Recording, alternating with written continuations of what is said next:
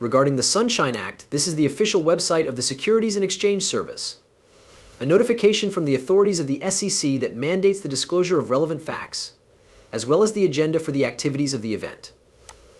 On Thursday, July 25th, 2024, at 2 o'clock in the afternoon, the meeting takes place.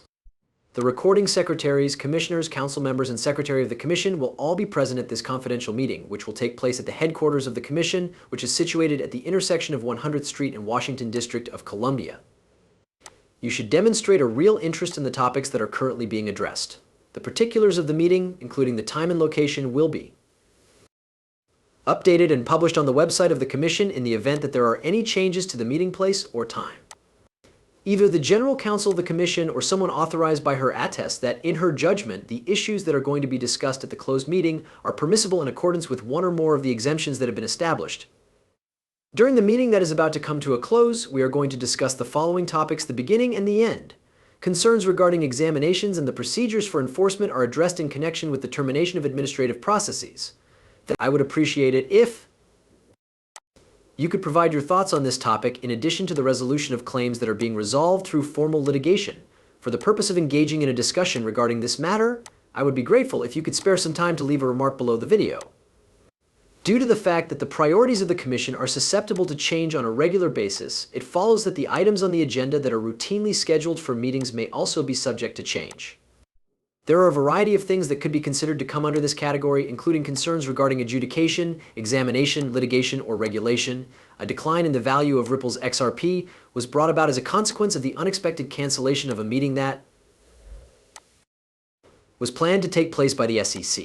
It came as a surprise to the market when the decision to cancel the conference was made, despite the fact that the market had anticipated that the postponed meeting would address substantial regulatory difficulties and result in a settlement. Even though it was brought about by the unexpected decision made by the United States Securities and Exchange Commission to postpone a meeting with Ripple, the price prognosis for XRP continues to be favorable. This is despite the fact that it was brought about by the unexpected decision-making. As the location for the event, it was planned to take place in a setting that was quite small. Each and every one of the gains that the price of XRP gained on Wednesday has been fully and utterly destroyed. This meeting, which was planned to take place on July 18th, was anxiously anticipated by certain individuals working in the cryptocurrency business. They believed that it had the potential to be a significant turning point in the continuing legal battle that is taking place between the two organizations. Because it is anticipated that the outcome of the dispute between Ripple and the SEC would have a substantial impact on the regulatory framework that governs future investments in digital assets. The reason for this is that the case is currently being evaluated in the context of the Bitcoin sector as a whole. This matter is quite relevant. After seeing a stunning spike on Wednesday as a result of an unexpected cancellation by the SEC, the price of Ripples has plunged drastically since then. Ripple, as a result of the unexpected decision taken by the SEC to postpone the highly anticipated meeting with Ripple that was supposed to take place behind closed doors, the price of XRP has entirely wiped out all of its gains. This was the case because the meeting was supposed to take place behind closed doors. The current legal proceedings have been going on for quite some time, and many people were anticipating that this session, which has been going on a consistent basis ever since the lawsuit was initiated, would be the first significant turning point in the case. According to Mark Fogel, a former attorney for the Securities and Exchange Commission, approximately 150 of these virtual L sessions have been placed between Ripple and the SEC since the beginning of the dispute. This is attributable to the fact that the reasons behind the decision of the regulator to cancel the meeting are still unknown. The community is compelled to speculate about what this step might mean for the case, since it may imply something. And in the notification that was submitted by the Securities and Exchange Commission in accordance with the Sunshine Act, significant regulatory issues were brought to light. The settlement of administrative processes, injunctive proceedings, and the probable resolution of lawsuit claims for clarification in the Ripple case are among the items that fall under this category. At first, it was anticipated that high-ranking commissioners from the SEC, as well as officials from Ripple, would be present at the meeting. These statements were made in response to the assertions made by the regulator that the XRP coin ought to be classified as, even though the litigation between Ripple and the SEC is the primary impetus. It is important to point out that Donald Trump's support for this growing asset class has contributed to the optimistic outlook. These statements were made in response to the assertions that the regulator made. In light of the fact that this situation regarding a settlement is becoming increasingly precarious, the players' concerns are growing increasingly serious, particularly with regard to the Ripple customers. The analysts, on the other hand, are suspicious, particularly when taking into mind the string of victories that XRP has obtained against the SEC. A comment was made by Mark Spiegel, a former attorney for the Securities and Exchange Commission, in answer to a query concerning the possibility of a settlement in the dispute between Ripple and the SEC. The statement was made in response to the inquiry.